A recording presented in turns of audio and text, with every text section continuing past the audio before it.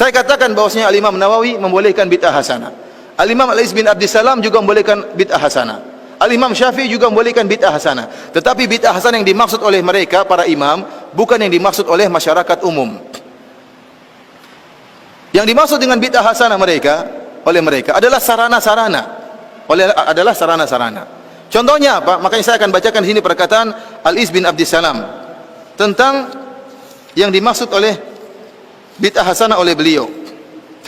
Al-Iz bin Abdissalam ini ulama besar mazhab Syafi'iyah yang dinukil perkataannya oleh Imam Nawawi sehingga mengatakan bahwasanya bid'ah terbagi menjadi 5. Dia mengatakan bid'ah terbagi menjadi 5. Dan sebelum saya membacakan perkataan beliau, saya ingin jelaskan yang dimaksud dengan bid'ah hasanah oleh para ulama Syafi'iyah adalah hal-hal yang berkaitan dengan sarana, bukan ritual.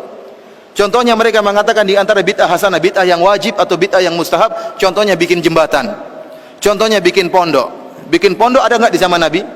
Pondok ada enggak di zaman Nabi? Enggak ada. Di zaman Nabi orang belajar di masjid, enggak ada pondok. Tetapi di zaman sekarang dibuat pondok. Pondok itu bukan ritual ibadah, tapi pondok itu sarana untuk bisa belajar agama. Kemudian contohnya mereka mengatakan ilmu nahwu dan sharaf, ilmu bahasa Arab. Di zaman Nabi tidak ada namanya ilmu nahwu dan sharaf. Kenapa? Karena para sahabat semuanya bisa bahasa Arab. Yang butuh dengan ilmu nahwu dan sharaf adalah kita-kita ini yang bahlul tidak tahu bahasa Arab. Makanya harus belajar ilmu nahwu dan sharaf. Ini tidak ada di zaman Nabi, namun ada di zaman sekarang, dan ini bukan ritual, tapi dia merupakan sarana untuk bisa memahami bahasa Arab. Contohnya lagi ilmu jarh wa ta'dil. Ilmu jarh wa ta'dil adalah ilmu untuk mempelajari dan mengetahui kredibilitas para perawi hadis. Hadis diriwayatkan oleh para perawi. Kita harus tahu bagaimana kredibilitas para perawi ini. Bisa enggak diambil periwayatannya atau tidak? Di zaman Nabi ilmu ini tidak ada. Kenapa? Karena para sahabat langsung meriwayatkan hadis dari Nabi, tidak melalui perantara perawi. Di zaman sekarang butuh, karena dari sahabat sampai kepada kita banyak perawinya, maka butuh namanya ilmu jarh wa ta'dil. Ilmu ini dinamakan dengan bid'ah yang wajib menurut sebagian ulama. Kita bilang ini yang dimaksud oleh para ulama dengan bid'ah hasanah adalah masalah sarana. Contohnya apa? Mikrofon, ini juga bid'ah, tapi dia sarana. Contohnya mereka mengatakan bid'ah hasanah adalah pengumpulan Al-Quran. Di zaman Nabi tidak ada pengumpulan Al-Quran, tetapi Al-Quran ditulis dalam lembaran-lembaran yang terpisah-pisah. Di zaman Abu Bakar ada ide untuk mengumpulkan Al-Quran lembaran-lembaran tersebut, dan ini disebut dengan bid'ah hasanah karena di zaman Nabi tidak ada. Tetapi pada hakikatnya dia bukan ritual ibadah, tetapi dia sarana untuk mempelajari Al-Quran. Maka butuh lembaran-lembaran tersebut dikumpulkan. Karena yang disebut dengan bid'ah hasanah oleh sebagian ulama adalah masalah sarana-sarana, bukan ritual. Kalau ritual seperti tadi, solat raghaib, solat malam nisfu Sya'ban, tambahan wa barakatuh, mengangkat jenazah sambil berzikir, ini diingkari oleh Imam Nawawi, disebut dengan bid'ah yang mungkar. Sebagian orang-orang Indonesia tatkala melihat ternyata sebagian ulama Syafi'iyah membolehkan bid'ah hasanah, mereka salah paham. Mereka menyangka bid'ah hasanah yang dimaksud kreasi sebebas-bebasnya. Padahal tidak, yang dimaksud dengan bid'ah hasanah adalah masalah sarana dan sarana, bukan membuat ritual ibadah yang baru. Ya. Karenanya lihat, tatkala Imam Al-Iz bin Abdissalam mengatakan bid'ah terbagi menjadi bid'ah yang wajib, bid'ah yang haram, bid'ah yang mandub, dan bid'ah yang makruh, dan bid'ah yang mubah. Jadi bid'ah ada berapa? Wajib, mustahab, kemudian makruh, haram, dan mubah. Ada 5 macam bid'ah. Kemudian beliau menyatakan ada beberapa contoh bid'ah yang wajib, kata beliau. Yang pertama, berkecimpung dalam ilmu nahwu, yang dengan ilmu tersebut dipahami perkataan Allah dan perkataan Rasulullah. Hal ini hukumnya wajib. Menjaga syariat tidak mungkin kecuali dengan ilmu nahwu. Contoh kedua adalah menjaga kata-kata yang asing, yang gharib. Jadi di zaman Nabi tidak ada penulisan kata-kata gharib. Jadi ada bahasa Arab, bahasa yang luas, dan Nabi dan para sahabat mengerti bahasa Arab dengan detail. Kemudian berlanjut dengan berjalan waktu, sebagian ulama pengetahuan tentang bahasa Arab berkurang. Oleh karenanya bahasa Arab yang susah-susah harus ditulis, dikumpulkan supaya orang tidak lupa. Pengumpulan tulisan bahasa-bahasa Arab yang susah ini dianggap bid'ah yang wajib oleh Al-Iz bin Abdissalam. Ini ritual ibadah atau bukan? Bukan, dia bukan ritual, tapi hanyalah sarana untuk menjaga syariat. Contoh ketiga, bid'ah yang wajib adalah penulisan usul fikih. Usul fikih juga tidak ada di zaman Nabi, tetapi dia bukan ritual ibadah. Ilmu usul fikih adalah ilmu untuk mempelajari penunjukan bahasa-bahasa Arab.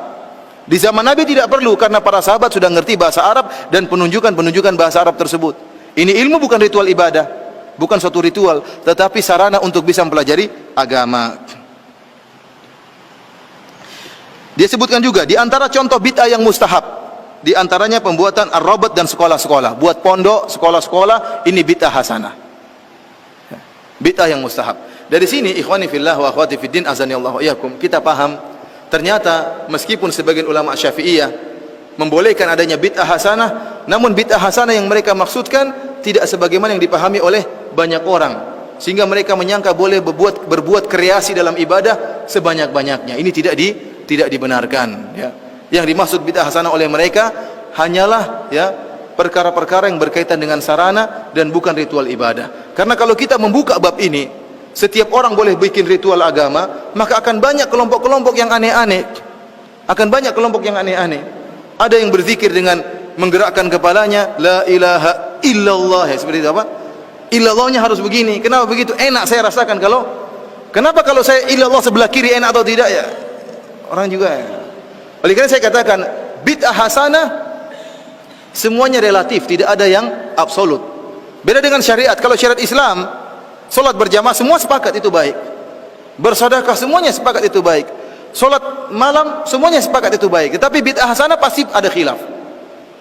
Contohnya seperti kalau bid'ah hasanah, kenapa dikatakan relatif? Karena dia baik menurut sebagian orang, menurut kreator bid'ah tersebut baik, tapi menurut yang lain tidak baik. Contohnya orang-orang Syiah tatkala berbuat bid'ah memukul-mukul tubuh mereka tatkala 10 Muharram hari Asyura.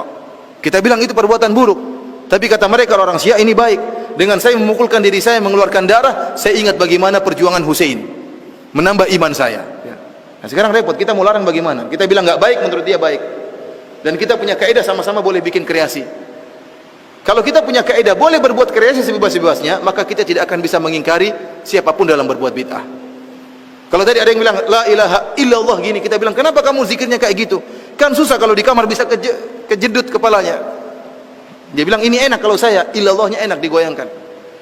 Berarti kalau saya illallah belok kiri boleh enggak? Kalau ke belakang illallah enak enggak, ya? Seperti itu, ya. Akhirnya orang bebas saja mau berzikir. Mau bikin zikir apapun, bikin ibadah apapun enak. Oleh karena kita bilang suatu yang hasanah bid'ah itu pasti relatif.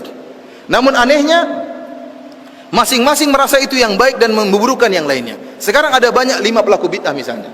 Ada thariqah misalnya, thariqah Rifaiyah, ada thariqah Tijaniyah, ada thariqah Naqsyabandiyah. Masing-masing punya bid'ah khusus. Masing-masing punya bid'ah khusus. Masing-masing punya salawat khusus. Masing-masing punya cara ibadah khusus. Yang satu menganggap dia yang terbaik, yang lain kurang baik, yang lain juga demikian. Masing-masing merasa terbaik. Itulah akibat dari bid'ah. Padahal ikhwani fillah azanillahu wa iyyakum, kalau boleh bebas berbuat bid'ah, boleh berkreasi dalam ibadah, maka saya punya ide untuk berkreasi. Ide saya untuk berkreasi, saya punya ide yang sangat indah. Saya akan katakan kepada mereka, para pencetus bid'ah, saya punya ingin bikin bid'ah. Bid'ah saya adalah tidak boleh beribadah kecuali dengan pemahaman para sahabat. Dengan cara seperti ini umat Islam akan bersatu. Oh, mereka bilang, oh nggak boleh kalau itu. Ya, berarti saya punya bid'ah, kamu nggak nolak. Ya, kalau gitu saya juga boleh nolak bid'ah kamu. Karena ikhwan, bid'ah tidak ada yang absolut, semuanya relatif. Baik menurut masing-masing penciptanya, buruk menurut yang lain. Berbeda dengan syariat Islam, maka yang sudah sempurna maka disepakati kebaikannya oleh seluruh, ya, umat Islam, ya.